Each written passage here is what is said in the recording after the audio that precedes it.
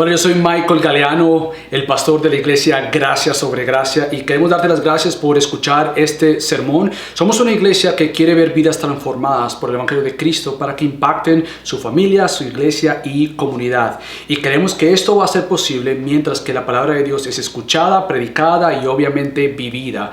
Así que queremos animarte a que tú puedas seguir escuchando la palabra de Dios, y si no tienes una iglesia local, te queremos invitar a que te unas a Gracia sobre Gracia, donde queremos ver tu vida transformada, y oramos para que este sermón Dios lo use en tu vida de una manera muy especial. Que Dios te bendiga. Pueden tomar asiento, familia. Qué bendición continuar con esta serie Eclesia, donde estamos viendo lo que significa ser una iglesia a la luz de la palabra de Dios. Y hoy seguimos la parte 2 de lo que comenzamos la semana pasada, y es el ministerio pastoral. La semana pasada lo que quise hacer es como comenzar el fundamento de lo que significa el ministerio pastoral, lo que significa lo que Dios ha dado, este oficio de los pastores y de lo que son los ancianos, la pluralidad de ancianos en cada iglesia local. Y vimos lo importante de este oficio dado a la situación en la cual nos encontramos, donde cada vez más escuchamos de pastores que han fallado o que están descalificados del ministerio pastoral. Por lo tanto, sentamos las bases de un llamado precioso, de algo bueno, bajo un contexto que desafortunadamente vemos que el liderazgo está en crisis, pero lo vimos con la esperanza de que esto es plan de Dios, no es nuestro plan, no es ni el tuyo ni el mío, es plan de Dios. A Dios le ha placido crear un ministerio llamado su ministerio pastoral para cuidar, liderar y proteger a su iglesia local. Entonces, si ese es el plan de Dios, vimos que entonces Dios se va a encargar que aún en medio de una crisis pastoral, Él levante ancianos, Él levante pastores, Él levante hombres, y más que hombres, mi oración es que Dios levante congregaciones que puedan discernir, tanto mujeres como hombres, que puedan ver este oficio pastoral dado a los hombres y decir, sí, él luce como un pastor, conforme a los estándares de la palabra de Dios. Y lo que vamos a hacer hoy entonces es entrar, cómo se evalúa, cómo se examina a un candidato, o aún así, cómo se evalúa a uno que ya se dice ser pastor. Entonces la idea de la semana pasada fue elevar este oficio pastoral, porque por alguna u otra razón también deseo que tú, a la misma vez que se predica estas palabras, tú puedas examinar y ver, en este caso, a tu pastor, y lo mantengas en oración y lo mantengas rindiendo cuentas, en que cuando veamos esos requisitos que vamos a entrar hoy, tú puedas, uno, llamarme mi atención, orar por mí, apuntarme a Cristo, pero a la misma vez que si hay alguno de entre nosotros que desea este oficio, la congregación esté preparada para decir, sí, esto es lo que hemos visto en la vida de este individuo, por lo tanto afirmamos algo que hemos caminado. Pero antes de entrar a lo que vamos a ver, si la semana pasada fue que Dios es quien llama, hoy vamos a ver que Dios es quien equipa.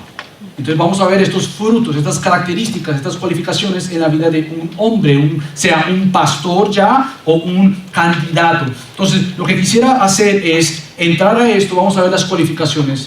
No es la única lista que tenemos en el Nuevo Testamento.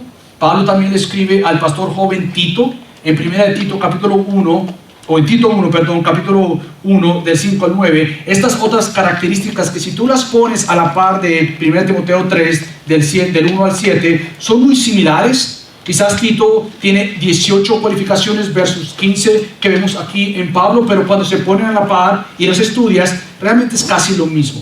Les damos gracias a Dios que Dios no nos ha dejado solos en la tarea de examinar o evaluar un pastor o un candidato. Qué bendición que como iglesia Dios nos haya regalado y dado su palabra para que tú y yo no tengamos que adivinar, ¿será que este o será que este? Y ni lanzar a la ligera el oficio pastoral ni el título pastoral. Realmente Dios nos ha dado su palabra con tanta seriedad para que tú y yo, como creyentes, discípulos, podamos tener un ejemplo bíblico y decir, esta persona no es que viva perfectamente esto, pero vemos frutos de esto.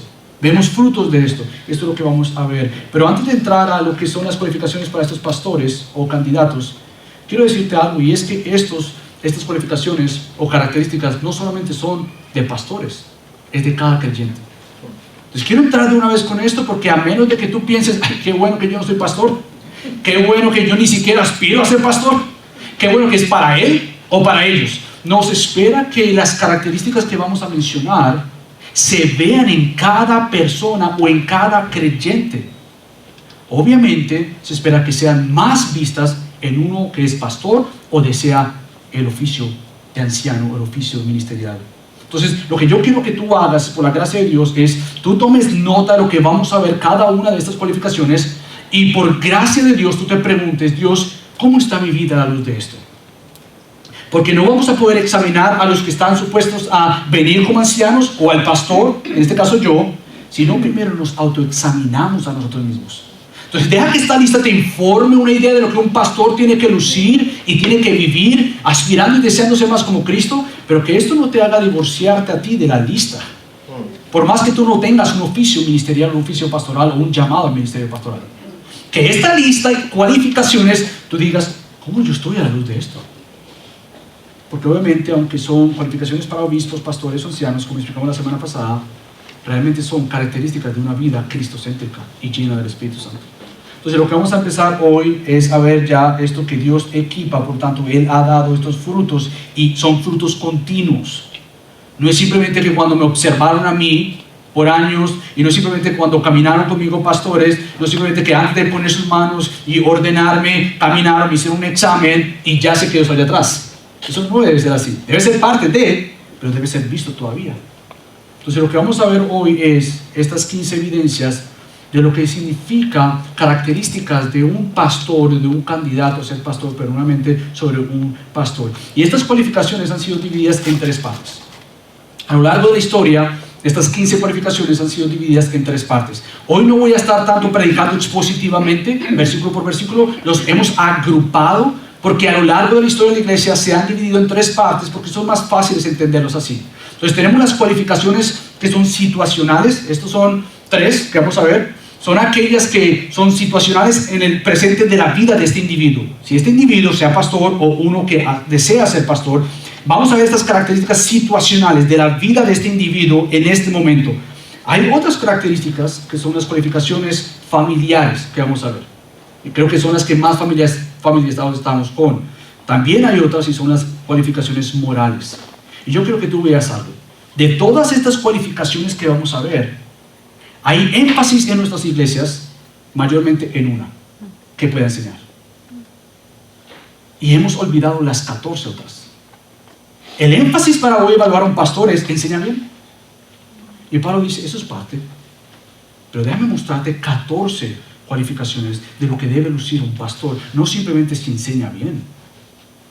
No es simplemente si conoce la Biblia. Nuevamente, como lo hemos dicho, tú puedes conocer la Biblia, hasta enseñar bien la Biblia, pero tu corazón está bien divorciado de lo que tú estás enseñando. Entonces, lo que te hace un pastor no es simplemente si puedes enseñar la palabra de Dios, pero es si estás viviendo conforme a lo que tú estás enseñando.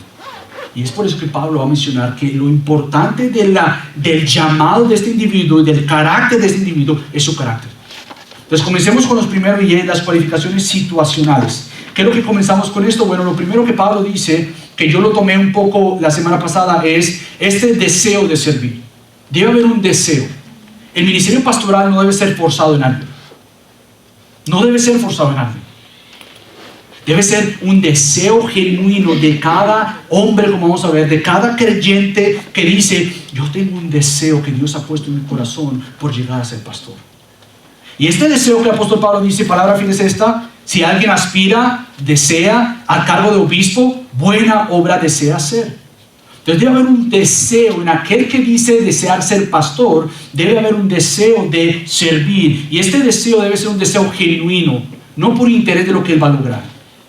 El deseo genuino de un candidato, de un pastor, no es tan solo la autoridad que va a tener o el título que va a tener, el gobierno que va a ejercer, la predicación que va a lograr, las enseñanzas que va a transmitir. No, debe haber un deseo genuino en su corazón de decir, yo quiero servir a Dios. Yo quiero ser un siervo para su gloria. Yo quiero ser un siervo que enseñe, no por un título, pero porque realmente quiero servir a mi Señor, aun cuando hay momentos que yo sirva y nadie más lo vea. El ministerio pastoral no es esto de los domingos. Una vez, recuerdo estar hablando con el pastor Luis Méndez en su oficina, cuando todavía estábamos allá en la otra iglesia, y recuerdo que él me dijo algo que hasta el día de hoy creo estoy entendiendo más. Él me dijo, Michael, yo quiero que tú sepas algo, me dijo, así sentados en su oficina. El ministerio pastoral que tú ves en las redes sociales no es la realidad del ministerio pastoral. Si al caso eso es el 5% de lo que tú ves en lo que es el ministerio pastoral. El ministerio pastoral no es esto de luces puestas. Eso es lo que a veces anhelamos. La posición, el título, el cargo, las luces. Pero lo que hay detrás de un corazón pastoral es uno que desea servir. Quítame las luces, yo voy a servir a Cristo igual. Quítame ese lugar de tarima y yo quiero servir a Cristo. Eso es lo que debería lucir un corazón de todo creyente, pero mayormente si tú aspiras a ser un pastor. Todo creyente debería servir desde una actitud, nuevamente, de decir, yo le sirvo a Él. Sea con que tenga luces puestas o no tenga luces puestas, sea que la gente me esté viendo o no me esté viendo, yo deseo con mi vida, tanto en lo privado como en público, glorificar a Cristo. Este que desea y aspira a este cargo al oficio pastoral, es uno que ha enseñado a la congregación, sin un púlpito, sin nada, lo siguiente: ¿cómo yo puedo servirte? Él es el primero que dice, yo voy a servir, y después se pregunta si me van a servir. Él es el primero en servir y el último en ser servido. Por lo tanto, lo que hace un anciano, un pastor, un obispo y todo creyente, pero más los pastores, deben ser aquellos que modelen un ministerio desde servicio. El ser pastor no te eleva. El ser pastor eleva el ministerio y el oficio pastoral al cual elevas a Cristo. Tú lo haces desde una plataforma de humildad. Entonces, lo que dice Pablo es, sí, debe haber un deseo, pero el deseo no debe ser motivado por cosas contrarias a la palabra del Señor. Al contrario, el deseo de servir debe ser siempre, ¿cómo yo lo glorifico al Señor? Por ejemplo, ¿por qué deseo ser un pastor o un candidato para llegar a ser un pastor? ¿Por qué lo deseo tanto? Debe ser una pregunta de todos nosotros. Debe ser una pregunta mía, aún cuando ya soy pastor. Mi pregunta debe ser todos los días, ¿por qué quiero seguir siendo un pastor? Porque detrás de las motivaciones voy a revelar realmente el por qué estoy donde estoy. Las motivaciones y los deseos van a determinar por qué estoy haciendo lo que estoy haciendo. Y si no es Cristo, y si es algo más, cuando ese algo más no se te dé, entonces tú vas a dejar. Entonces, nuevamente, si la motivación de entrar al oficio pastoral es cargo, título, autoridad, y si no se te da, va a haber algo aquí en tu corazón bien frustrante. Va a chocar. Pero si es Cristo la motivación primaria de servir a Cristo, con cargo o sin cargo, tú vas a seguir sirviendo a Cristo. Eso es lo que Pablo quiere decir con este tiempo de que vamos a ver, de no poner ligeramente o rápidamente las manos sobre alguien, y también, como lo vamos a ver la próxima semana, que se ha puesto a prueba primero. Es interesante que hoy en día no ponemos a prueba, ordenamos. Pero hay un tiempo de observación, de prueba, como lo vamos a ver. Si son con los diáconos, diaconisas, ¿cuánto más con los pastores? ¿Cuánto más el observar y el pensar? ¿Estoy dispuesto a que este deseo interno sea evaluado con el tiempo, con pastores de mi iglesia local o el pastor de la iglesia local para que evalúe mi vida completa? Antes de pensar en cargo del pastor, debería pensar, ¿estoy dispuesto yo a que otros alrededor mío observen mi vida?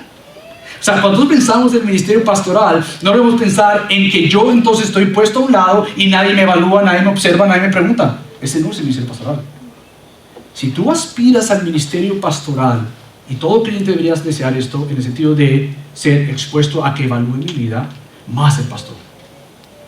El pastor no hace que tenga una capa de, nadie me pregunta, yo vivo como yo quiera. No, lo que hace el ministerio pastoral, más que cualquier otra persona dentro de la congregación, es, este soy yo, muéstrame a Cristo. ¿Qué área de mi vida no luce como Cristo? Porque como vamos a ver más adelante, el énfasis en el carácter de aquel candidato o de aquel pastor es porque él revela, él ilustra a la congregación como un creyente que siga a Cristo debe lucir. Entonces, si estamos elevando el oficio, no tanto la autoridad del oficio, pero es el carácter de aquel que lleva y ejerce ese oficio. Entonces, lo primero, Pablo dice que desee servir. Otra de las cualificaciones situacionales para un individuo es el apto para enseñar. Esta persona tiene que tener cierta habilidad de enseñar. Ahora bien, como lo acabo de decir al principio, es este el énfasis que muchas veces hacemos. ¿Enseña bien? Sí, enseña bien. Ah, es su pastor. Pero ¿por qué tan rápido ¿Por qué tan rápido de una vez decir, porque enseña bien, es un pastor? No, debe haber un don, obviamente, que es diferente a lo que vemos con los diáconos y diaconisas, que no se espera de esto de ellos. Pero sí se espera que esta persona que tiene este deseo de servir tenga un don que venga acompañado con la autoridad para pastorear la iglesia. El énfasis de enseñar, el que pueda enseñar bien, es porque el pastor o los pastores ejercen autoridad sobre la iglesia. ¿Sabes cómo? Con la palabra de Dios. El pastor tiene que poder enseñar la palabra de Dios. ¿Por qué? Porque el momento de enseñar la palabra de Dios va a pararse firme contra toda mentira que contraiga la palabra de Dios y digan, no, eso no es así. Él va a tener el carácter humilde como para poder exhortar, corregir, redarguir y con la palabra de Dios decir, no, para allá no vamos. Entonces la autoridad que el pastor ejerce viene acompañado con este don de enseñanza. ¿Por qué? Porque el don de la enseñanza lo que hace es ilustrar que puede manejar la palabra de Dios con precisión, que puede manejar la palabra de Dios con tal autoridad que no es de sí misma, pero él se esconde, como me dijeron un día a mí, un pastor que admiro y quiero mucho, escóndete detrás de la Biblia, escóndete. Y este ha sido un gran deseo de mi corazón, escóndete detrás de la Biblia. Que lo que tú muestres, que lo que tú enseñes tenga un peso bíblico. Y eso es lo que deseamos ser, uno que tenga este don de enseñanza. Ahora bien, no quiere decir que todos los ancianos y pastores tienen que tener en este sentido la misma función de este don de enseñanza. Hay unos que Dios le ha placido darle el don de la enseñanza por medio de la predicación. Hay unos que son mejores enseñando a un grupo pequeño. No quiere decir que todo pastor tiene que ser un predicador. No, un pastor puede enseñar. Yo conozco pastores que enseñan re bien cuando hay un grupo pequeño. Entonces pones un grupo grande, ellos pueden enseñar, pero no hay cierta, no se sienten cómodos. Entonces lo que hace el don de la enseñanza no es la predicación inmediatamente, pero esta persona puede aconsejar a alguien increíblemente. Tiene el don de la enseñanza. Entonces el don de la enseñanza, nuevamente, no entiéndase predicación, es parte de, pero el don de la enseñanza es capaz de poder enseñar. Por ejemplo, yo he visto algunos que tienen don para enseñar a los niños. Ese no es mi don. En mi casa mi esposa tiene que ayudarme mucho. Yo estoy enseñando a mis hijos y pienso que lo estoy haciendo bien, y mi esposa dice, bueno, por ejemplo, una ilustración, y yo, wow, yo jamás hubiera pensado en eso. Yo puedo jugar con los niños, puedo pasar bien con los niños, pero enseñarles me cuesta muchísimo a los niños. Pero hay unos que tienen esta habilidad dada por este oficio de poder explicar verdades profundas de la palabra de Dios a un nivel que los niños no puedan entender. Gloria a Dios por estos hermanos. Entonces, cuando hablamos del don de la enseñanza, nuevamente hablamos de la autoridad, cosa que vamos a ver la próxima semana, que no se aplica a los diáconos y diaconisas. ¿Por qué? Porque los diáconos y las diaconisas no han sido llamados a ejercer autoridad sobre la iglesia, son los pastores. Los diáconos y diaconisas, como vamos a ver eventualmente, son los que acompañan a los ancianos en servir a la congregación para liberar precisamente a estos ancianos a que se dediquen a la adoración y a la enseñanza de la palabra. Los diáconos y diaconisas sirven en esta área, no ejercen autoridad como los ancianos y pastores y obispos, que son lo mismo. Ellos no ejercen autoridad, por lo tanto Pablo dice, los diáconos y diaconisas no tienen que tener el don de la enseñanza. No es que no esté mal si pueden enseñar, pero no se espera que, un anciano sí se espera que tenga la habilidad de enseñar la palabra de Dios. Ahora, ¿por qué hacemos énfasis en que sea apto para enseñar con autoridad? Porque aquí es cuando nosotros decimos que la palabra de Dios desconoce pastoras. No existe este oficio para mujeres. No hay pastoras, amada familia. Yo sé que algunos de ustedes vienen de un fondo quizás donde se les enseñó que habían pastoras. Y quiero decirte con todo mi amor que no, esto no está en la Biblia. Ahora, antes de que tiremos piedras, antes de que digamos, no, esa es su opinión y la opinión de otros, no, yo quiero explicarte a la luz de la palabra de Dios que el oficio pastoral es dado a los hombres, no porque el hombre sea más inteligente, escúchame, quiero aclararlo, conozco mujeres que son mucho más inteligentes que cualquier hombre, no es porque la mujer no sea capaz de dominar la palabra de Dios, porque una de mis oraciones es que mujeres de la palabra, de gracia sobre gracia, puedan tener una teología robusta, pesada, que aprendan los idiomas, que puedan manejar con precisión la palabra de Dios, que tengan una teología sistemática bien profunda, una teología bíblica, mujeres de peso bíblico. No quiere decir que las mujeres no pueden aprender. Lo que sí quiere decir a la luz de la palabra es que hay diferentes roles. El hombre no es más que la mujer y la mujer no es más que el hombre, o la mujer es menos que el hombre. No, bajo el diseño original de Dios, Dios ha diseñado que el hombre ejerza la autoridad como líder para proteger y proveer a su familia y por ende a la iglesia. Ahora, todo esto puede sonar muy bonito y nuevamente te preguntas, ¿dónde está esto en la Biblia? Bueno, Pablo ha explicado esto ahí mismo en 1 Timoteo. En 1 Timoteo capítulo 2 dice lo siguiente del versículo del 11 al 14. Antes de entrar a las cualificaciones, antes de hablar de los ancianos, él aclara algo. ¿Y qué es esto? Puede sonar brusco al principio, pero déjame explicarlo. Fíjate lo que dice Pablo ahí mismo en 1 Timoteo 2, del 11 al 14. Que la mujer aprenda calladamente. Escúchame por favor. Yo sé que a nuestros oídos modernos, con una agenda progresista donde toda autoridad es condenada, toda autoridad es criticada, ya escuchas esto y de una vez algunas mujeres dicen, uy, qué machistas. No. Nosotros leemos eso y calladamente. ¿Cómo así? ¿No me voy a callar?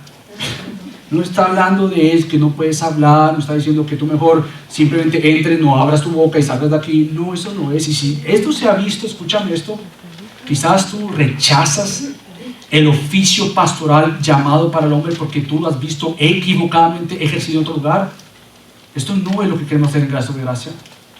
Deseamos que las mujeres de Gracia sobre Gracia se sientan amadas, respetadas, lideradas, protegidas y de alguna otra manera equipadas con la palabra de Dios.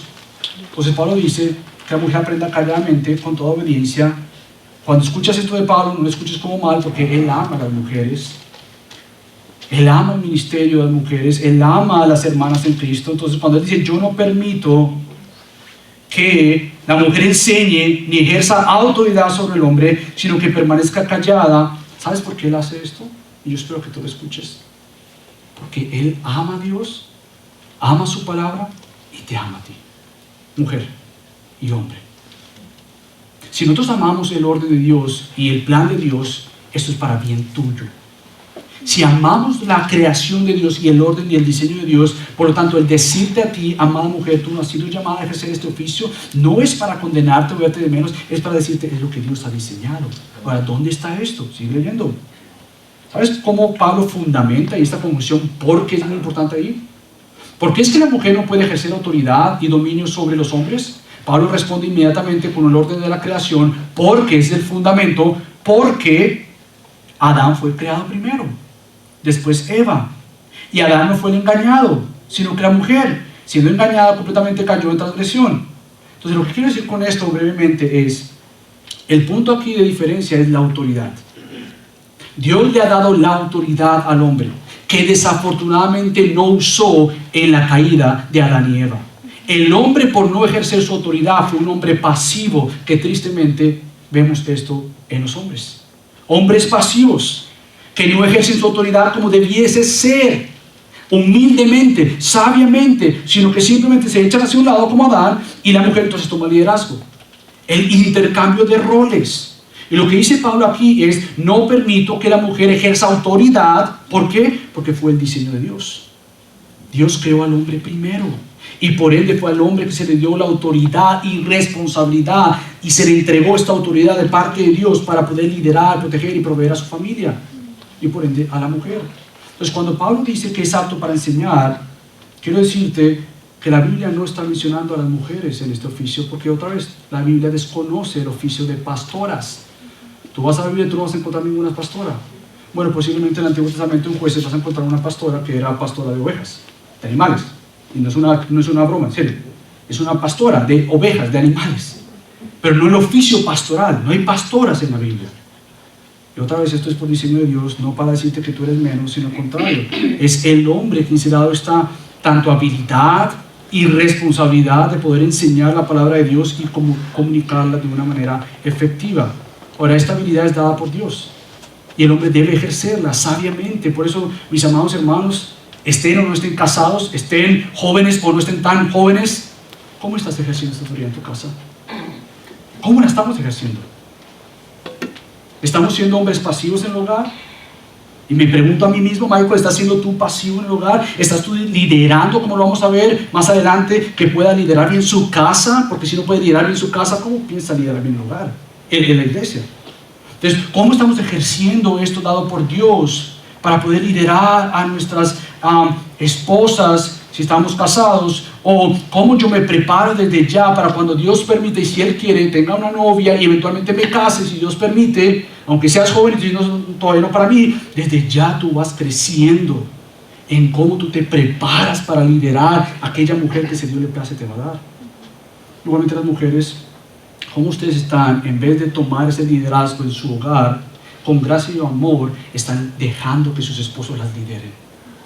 Ahora quizás tú puedes decir, bueno, pastor, usted no puede a mi esposo, es bien pasivo, no hace devocionales en la casa y me toca hacerlo a mí todo. ¿Cómo tú puedes exhortarle, animándolo? Quizás tú sepas más de palabra que él. ¿Cómo tú te dejas y te sometes ante su liderazgo y quizás le acompañas, le ayudas? Una de las grandes bendiciones que Dios me ha dado es que Gaby me recuerda, ¿vamos a tener nuestro devocional? Y usted dice, pero usted no es pastor. Sí, pero soy un hombre también pecador y se me olvida muchas veces. Por eso hemos hecho una disciplina en nuestro hogar, que todos los sábados es nuestro tiempo devocional como familia. Y a veces yo estoy jugando con los niños, estamos haciendo un montón de cosas y Gaby me recuerda, amor, ¿qué vamos a hacer durante el día? Yo no, vamos a hacer esto. ¿Y a qué vamos a tener devocional? Ay, amor, qué bueno, sí, vamos a tener. Venga, por favor, vamos a hacer devocional. Entonces, ¿cómo tú puedes ayudar a tu esposo? No condenándolo, no desanimándolo. Tú no eres un líder aquí. Anima, porque es parte de lo que otra vez vamos a ver más adelante para cualquier creyente, más para los hombres que aspiran a este deseo. Entonces, no simplemente es que enseñe bien la palabra, pero la tercera cualificación dentro de estas es que no sea un recién convertido. Es interesante que cuando tú estudias, y vamos a ver los diáconos y diaconisas, eso no se menciona de ellos. No se menciona que no sean recién convertidos. Ahora, yo no creo sabiamente que un recién convertido sea un diácono o diaconisa. Sabiamente, prudentemente, yo esperaría.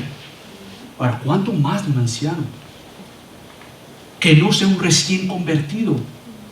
Ahora, podemos decir, bueno, eso se entiende, obviamente. Ahora, déjame tratar de poner un punto de aplicación a algo quizás que lo he visto y creo y lo he leído y creo que es muy sabio de esta parte. Posiblemente tú llevas años en la iglesia. Lo que quiero yo ver aquí es por qué no se le permite a un recién convertido ser pastor y por ende, por qué que deberíamos observar en uno que posiblemente lleva años en la iglesia. ¿Qué es lo que tenemos que estar observando? Lo que Pablo dice, que no vaya a caer en la condenación de envanecerse. ¿Sabes qué es eso? Orgullo. Y eso es muy importante. Eso es muy importante, hermana familia. Cuando uno entrega un liderazgo pastoral fuera de tiempo a un corazón no preparado para el oficio, lo que esto va a hacer es, como decimos, entonces se le subió la cabeza. Y eso va a traer daño. Daño va a traer esto. De la observación de nosotros debe ser cómo está el corazón de ese individuo.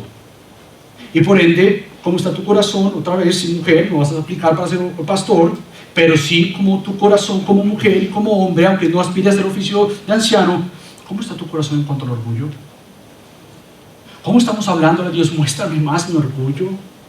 Muéstrame más en qué área mi orgullo se manifiesta y rodéate de personas que te conozcan, te amen y estén para contigo, no para condenarte, criticarte, aplastarte, pero para realmente decirte, mira, yo he visto esto en ti. Y esta rendición de cuentas debe ser parte de la iglesia donde nos digamos mutuamente, observo esto en ti. Pero has caminado con esa persona, has vivido con esa persona, le conoces. Este libro que estoy leyendo de Paul Tripp es increíble porque él habla que nosotros queremos ejercer todas estas cosas sin una comunidad de evangelio. Demandamos, pero no hay una comunidad de evangelio. No hay un tiempo de una comunidad que ha sido construida, edificada bajo la gracia, bajo el amor, y una comunidad tan segura que sepas que cuando tú me vas a decir algo a mí, yo te voy a decir algo a ti, no es para matarte, no es para traer la justicia de Dios sobre tus hombros, es para por gracia, una cultura de gracia, de misericordia, de amor, de paciencia, se ha construido. Entonces el daño de pastores que han caído no simplemente es la culpa de ellos, ¿sabes? Es la culpa de la comunidad. Porque no se creó una plataforma de misericordia, de gracia, de humildad, de respeto, de confianza. Y esto es algo grave. Entonces, no un recién convertido donde el candidato o el pastor llegue a tener esto de orgullo. Ahora, pastor, ¿usted ya está fuera de esto? No. El que se dice humilde es muy orgulloso. Todos tenemos áreas oscuras de nuestra vida. Y todos necesitamos una comunidad. Necesitamos otros que observen, otros que vean y otros que tengan la valentía por el amor que tú le has dado y ellos te han dado, el amor de Cristo, para como decírtelo con amor y gracia. Mira, he visto esto en ti. Esto es parte de lo que vamos a ver. Entonces, si ya terminamos estas cualificaciones situacionales, déjame entrar en las próximas, que son las cualificaciones familiares. Y voy a ir avanzando más rápido en estas porque son importantes también, pero quizás ya las hemos entendido. Cuando Pablo llama ahora a marido de una sola mujer, esto es importante porque está hablando del momento de este individuo candidato.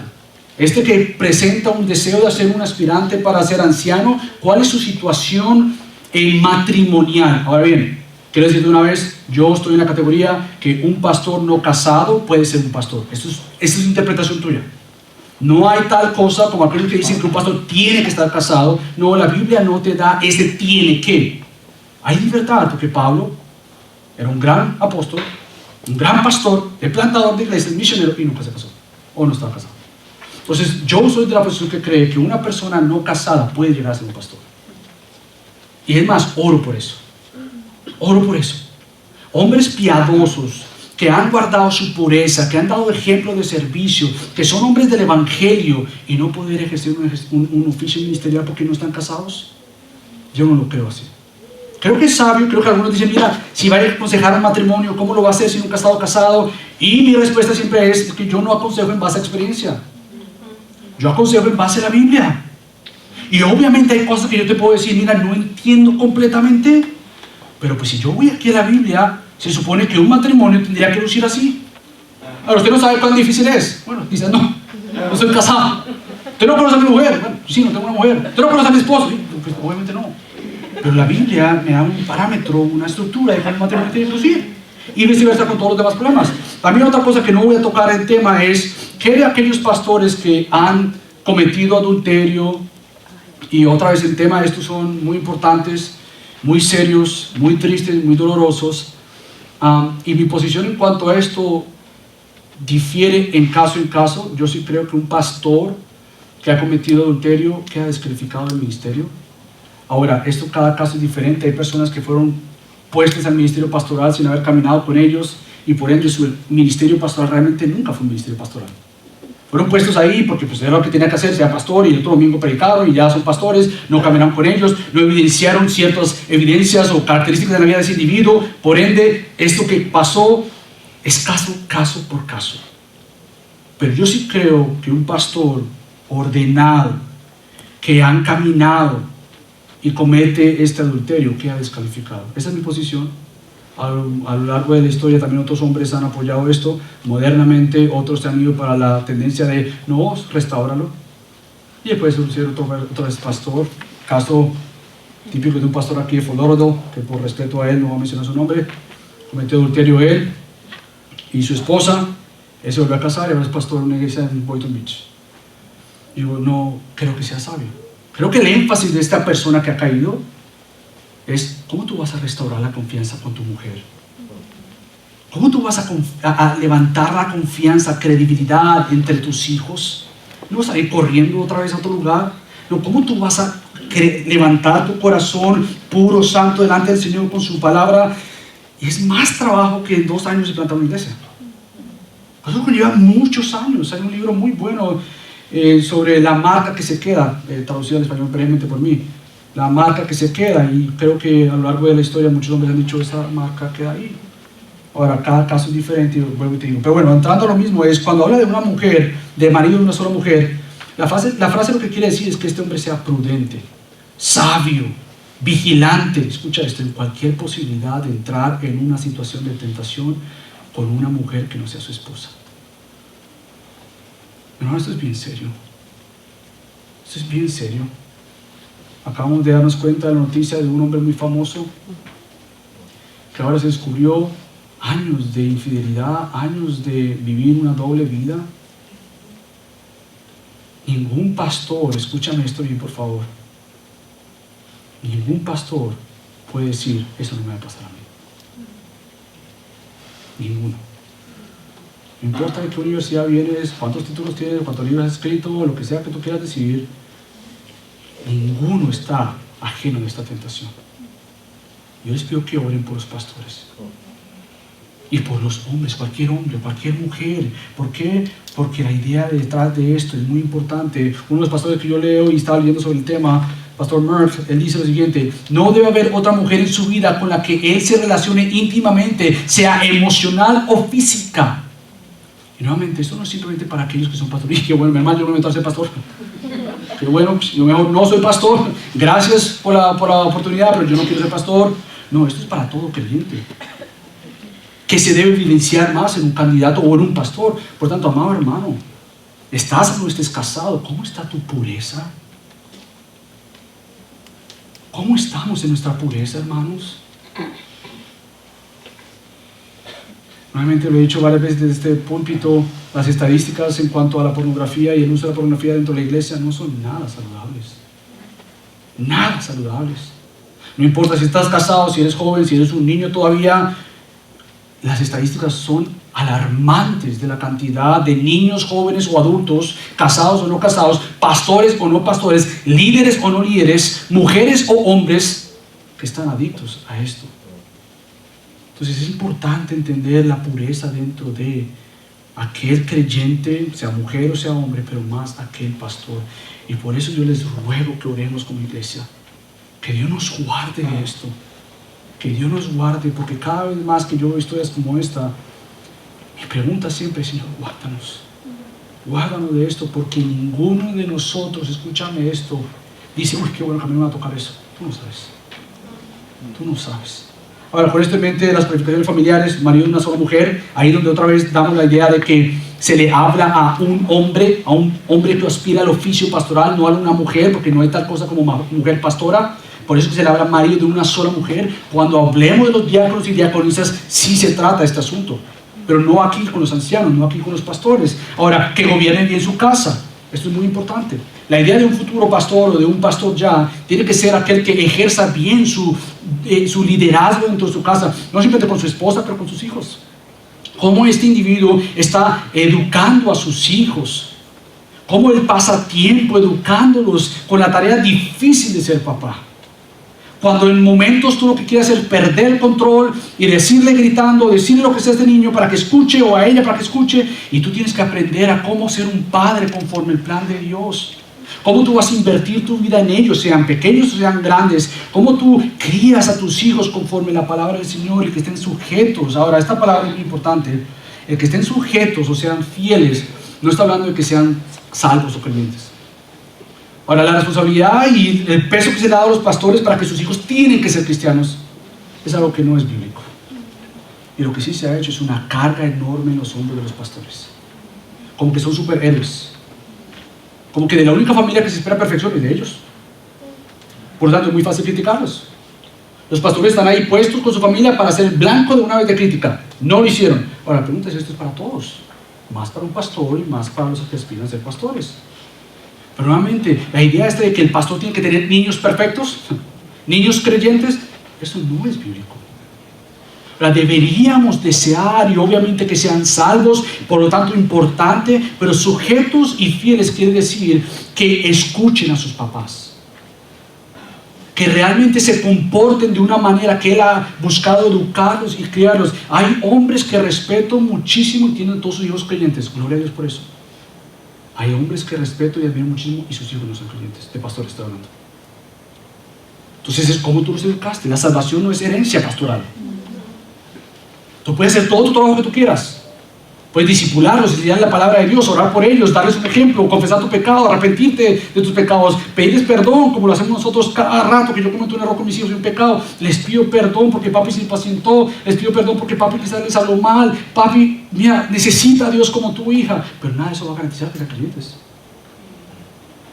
Sí, que sean fieles, que escuchen. Por lo tanto, es muy importante estas dos cualificaciones familiares: que gobierne bien su casa, que sea un padre amoroso, un padre que con toque físico sus hijos sean amados, su esposa sea cuidada. ¿Sabes qué? Yo oro y doy gracias a Dios por aquellos hombres que yo observo, que son de gran ejemplo para mí dentro de la congregación. Me retan. Doy gracias a Dios por eso. Cuando yo veo que alguno de ustedes trata a su esposa con amor, con cuidado, me retan demasiado a hacer lo mismo. Cuando yo veo padres que a pesar de su pecado como el mío, quieren educar a sus hijos con compasión, con misericordia, con gracia, yo digo, yo no estoy haciendo eso así, yo no quiero hacer así. Cuando yo veo que la plataforma es cuidar intencionalmente los matrimonios a tu esposa, yo me gozo porque yo digo, eso me está dando un ejemplo a mí. Por tanto, nuevamente, esto es para todo creyente que gobierne bien su casa, porque precisamente este individuo va a mostrar y resaltar lo que supone un creyente tiene que lucir. Ahora, movámonos a las cualificaciones morales, que es la lista más larga.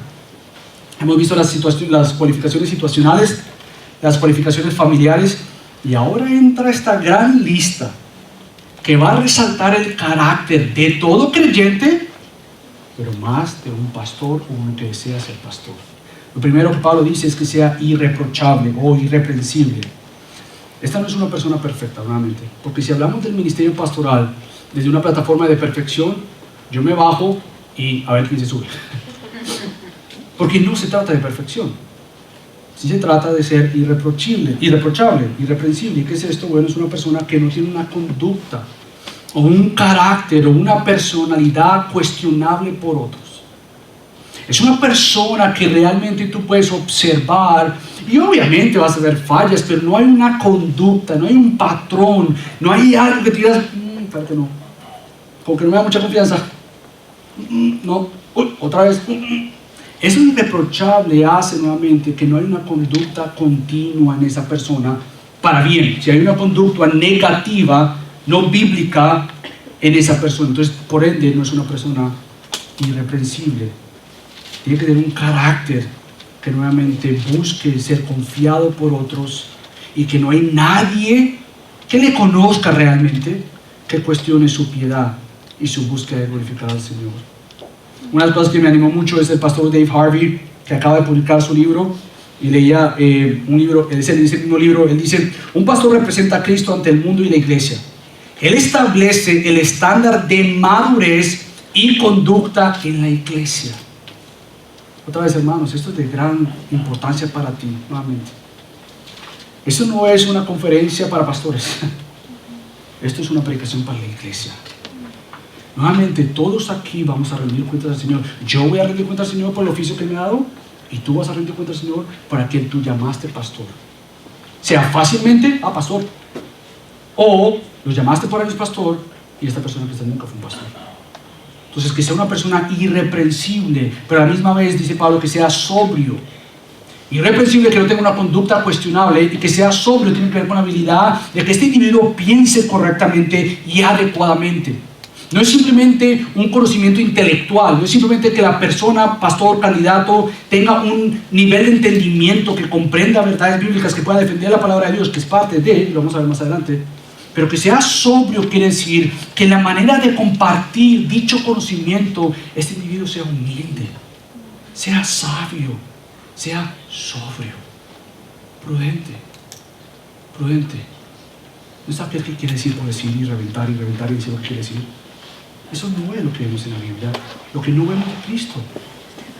Es una persona que es prudente en la manera de hablar, en la manera de contestar, no simplemente contesta por contestar. Él quiere ser fiel a Dios, se ha tomado el tiempo para hablar, se ha tomado el tiempo para pensar, se ha tomado el tiempo para preguntar y poder conversar y decir las cosas amablemente, humildemente. Esto no quiere decir falta de carácter, porque hoy en día le vamos a personas cristianas, pastores, aún de sana doctrina, como que esto debe ser así.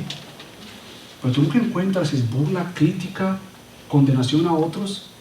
La Biblia no nos ha llamado a eso. Por más que tú estés en lo correcto, Dios no te ha llamado en ninguna manera a criticar o burlarte de alguien más porque difiere de tu posición teológica. Eso es antibíblico. Tú puedes pararte firmemente con los estándares de la verdad y decir, mira, esto no es así. y genuinamente y humildemente decir, pero cuando ya mezclamos el sarcasmo, el chiste, la broma y la burla para con alguien que difiere de nosotros, yo creo que hemos salido parte de lo que no es ser sobrio. Porque una persona sobria es la que busca edificar y exhortar con palabras sabias que contienen humildad y un conocimiento que glorifica al Señor. Entonces, una persona que sea irreprochable, sobria y nuevamente prudente. Pareciera que fueron las mismas palabras. Pareciera que estamos hablando de las mismas palabras y Pablo lo que quiere decir es repetir lo mismo. Pero yo creo que Pablo está haciendo, y más que Pablo, Dios, es nuevamente que tú entiendas el carácter de este individuo. Que aquel que tenía la cabeza bien grande pensando que iba a ser un pastor, o que soy pastor, mira, yo soy perfecto, lo que yo creo que Pablo me hace a mí y a todos es, espérate, pero bájale eso. Reduce eso, Michael.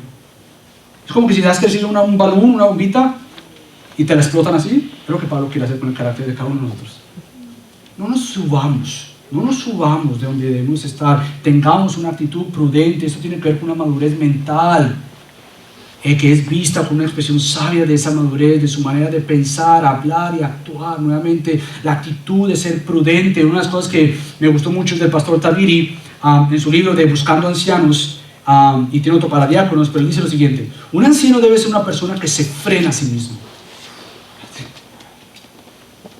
Todo creyente debería hacer esto, mujer o hombre, más un pastor, uno que aspira a ser pastor. ¿Te frenas a ti mismo rápido? ¿O simplemente le rueda de una vez y sueltas lo que tú quieres soltar y después recoges? ¿O realmente vas poco a poco? Es una persona que se frena a sí mismo, dice él. Debe controlar su estado interno, sus emociones y sus acciones externas. Él es decente en la conducta, no es imprudente o impensable, sino sensato, discreto y sabio. Ahora, nuevamente, quiero volver a hablar que todas estas cualificaciones solo las cumplió uno, perfectamente, y es Cristo. Por lo tanto, lo que yo no busco aquí es desanimar al creyente o al pastor o al candidato que desea ser pastor. Yo lo que animo es que subamos el oficio, porque al subir el oficio ministerial y pastoral estamos elevando a quien realmente cumplió todo esto, y es Cristo. Es una persona prudente. Ahora, Pablo llama a esto una persona también de conducta decorosa. ¿Qué quiere decir esto? Bueno, tiene que ver con el estilo de vida, una vida ordenada. Tiene que ver con este estilo de vida que, hablando de los pastores, tiene que dar ejemplo de disciplina, de responsabilidad, de urgencia, de orden, de prioridades, de metas y logros, sean cumplidos o que él desea cumplir. Una vida que con mucha humildad y con mucho temor puede llegar a decir lo del apóstol Pablo: imítenme a mí como yo imito a Cristo. Es un pastor que tiene una conducta decorosa, nuevamente, que eleva la seriedad de lo que Dios le ha entregado, y por lo tanto él desea con toda humildad y con toda gracia poder apuntar a otros que digan: yo quiero imitar eso que tú estás viviendo. Yo quiero ser más así porque tú eres más como Cristo. El fin no es quedarse en el hombre. Y otra vez, yo soy animado al ver ustedes, hombres y mujeres, que se aman, que se cuidan. Cuando me di cuenta que alguien los llamó, los cuidó, yo, qué bendición, quiero ser más así. Es una iglesia que se motiva con el ejemplo, no simplemente con palabras, pero con el ejemplo se motiva una conducta decorosa que nuevamente quiere vivir por gracia lo que Dios le ha entregado para animar a otros a seguir a Cristo como Él. Lo próximo que el apóstol Pablo dice es que debe ser un hospitalario. Esta palabra de hospitalario aparece 3 veces en el Nuevo Testamento y están en 1 Timoteo, Tito y en 1 Pedro. Y tiene que ver con esta generosidad y amabilidad de invitar a otros a casa. Yo le he dicho, y siempre lo he dicho porque Dios me convenció mucho de este pecado mío, que antes de irme para donde estaba, para mí la casa era como un lugar sagrado que nadie me podía desordenar. Yo no quería tener las marcas en mi sofá de las personas sentadas, y Dios, cuando me permitió vivir y ver por 4 años cómo una iglesia debiese lucir, con ancianos, ver cómo se comportan entre ellos, pero ver los miembros de esta iglesia y darme a entender lo que el Señor me mostró, y me dijo: Michael, tú amas más tus cosas que las personas. Porque estas personas lo que más les interesa es dar a quién lleva a mi casa y no lo que van a dañar en mi casa. Yo creo que en el sur de la Florida vivimos para casas de revistas que nos gustaría que le tomaran fotos, pero que nadie viniera a sentarse ahí. Entonces yo creo que todos tenemos que crecer. Yo no he llegado ahí. No piensen que yo le hablo de experiencia. No, ya mi casa, yo estoy en mi casa y estoy feliz. No. Bueno, me cuesta todavía. Estoy aprendiendo cada vez más. Que las cosas materiales se pueden dañar y se pueden comprar otra vez, y es que se puede comprar otra vez, pero si no, me importa más tú, como individuo, que llegue a ese lugar.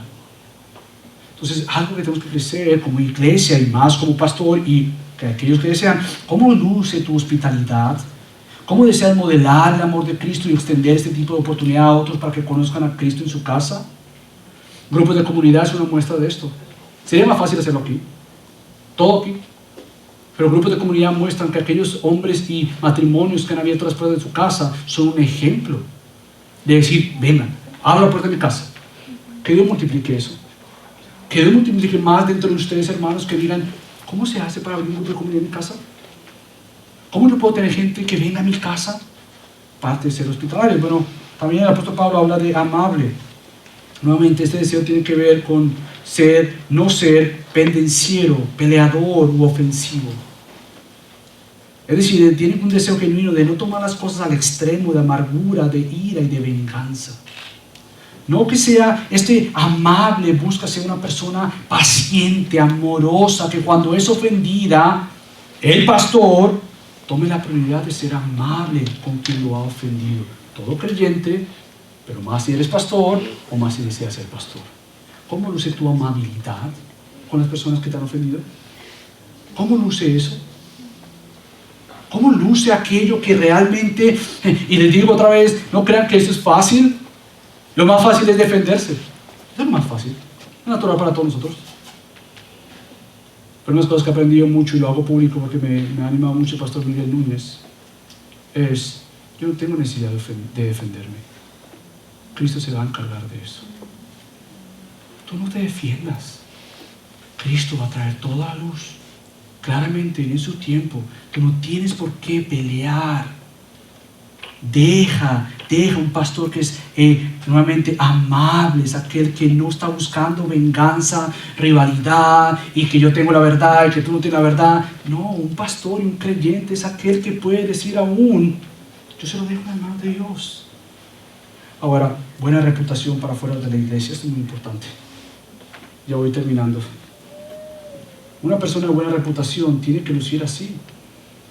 ¿Qué dirían de ti cuando vas al mismo supermercado? ¿Qué dirían de ti los compañeros de trabajo, los compañeros de colegio? ¿Qué dicen de ti cuando tú vas a la cancha a jugar? ¿Qué dicen de ti cuando hay tráfico? ¿Qué dicen de ti aquellos con los cuales trabajas? ¿Qué dice de ti el gobierno? ¿Qué dice de ti el que te rodea, tu vecino? Una de las cosas que me animó mucho, y eventualmente lo podríamos hacer, no he llegado a esa conclusión, pero hay un ministerio en un estado de una iglesia, que ¿sabes qué hacen ellos antes de un pastor ser ordenado para ser pastor, o un candidato para ser ordenado a ser pastor? Ellos les piden a por lo menos su vecindario diferentes preguntas. Mira, Michael Galeano, que vive allá en la 1582, va a ser ordenado a nuestra iglesia. ¿Podemos hacerte unas preguntas sobre él? Es increíble. Y dije, uy, mira. Y las preguntas es, ¿él ha compartido el evangelio contigo? ¿Él ha mostrado misericordia contigo? ¿Él ha buscado la intencionalidad de relacionarse contigo? Porque si eso no ha pasado, ¿qué esperamos que esa persona vaya a ser en la iglesia? Entonces, nuevamente, el oficio, la buena reputación es importante, porque entonces me había tentado contar una historia que me pasó ayer, pero no la voy a contar porque esto está siendo grabado. Pero desafortunadamente el testimonio es muy importante. Muy importante. Una persona, brevemente, que ayer me encontraba, hace años no la veía, ni me conocía, creo que solo por algunos documentos, y hablamos de otra persona, y esta persona me dijo, sí, yo sé que ahora se hizo pastor. No le quedaba de otra, porque es fácil para él mentir. Entonces, imagínate el estereotipo de pastor, que roban, que mienten, que engañan. ¿Tú hiciste esto acá? ¿Ahora eres pastor? ¡Ay, qué bueno! Porque eso es lo que un pastor hace. ¡Qué triste! Que los pastores se digan esto, nada de lo que vemos aquí. Nada de esto. Otro de los temas que Pablo dice, no dado la bebida, para no entrar en detalle, esto yo sé que hay algunos dentro de la iglesia protestante que puede decir, el pastor no puede tomar ni una sola copa de vino, ni una cerveza, ni nada de eso. Yo no lo veo en la Biblia. Realmente un pastor, el punto principal aquí es que nos ha dado a la bebida, es decir, que no sea controlado por ella, que pueda tener una línea fina y bien delicada con personas a su alrededor, que él pueda tener cierta compostura y carácter de decir, yo no paso más de esto. Ahora, esto es muy difícil, por lo tanto muchos sabiamente dicen, yo no tomo nada. Qué bueno, te admiro, te respeto por eso, pero no es un mandato bíblico. Una persona puede, al punto aquí está de que se puede, para muchos se ha puesto un puede, el hombre está borracho, y yo no estoy borracho, no me afecta esto. Pues esto tiene que ser muy sabio en cuanto a esto. No pendenciero nuevamente, de nuevo, no ser pendenciero quiere decir, lo mismo anteriormente, uno de los libros que leía es, un pastor tiene que ser aquel que no está listo con un golpe. Una persona contenciosa y peleadora, uno que quiere mostrar en todo desacuerdo y conflicto y quiere entrar de manera pecaminosa. Y Mark Dever llama esto aquella que guarda enojo, rencor y evita personas con las que tiene diferencias. No es una persona que debe ser pendenciera, conflictiva, crítica todo el tiempo. ¿Y sabes por qué es tan importante para la iglesia? La iglesia, para bien o para mal, va a llegar a ser como todos sus pastores. Y tú encuentras un pastor o pastores críticos, pendencieros, conflictivos, donde el chisme reine, la iglesia va a tender a ser así inmediatamente. Pero cuando somos una iglesia que busca cada vez más aprender a ser como Cristo, entonces no vamos a ser pendencieros y vamos a ser contenciosos, que nuevamente eso lo que busca es que seamos una persona en vez de conflictiva. Contencioso quiere decir que sea pacífica. Un anciano no es aquel que está buscando el problema en toda situación, y tampoco el que se molesta fácilmente. Es aquella que su única agenda principal es quiero glorificar a Cristo, quiero exaltar a Cristo.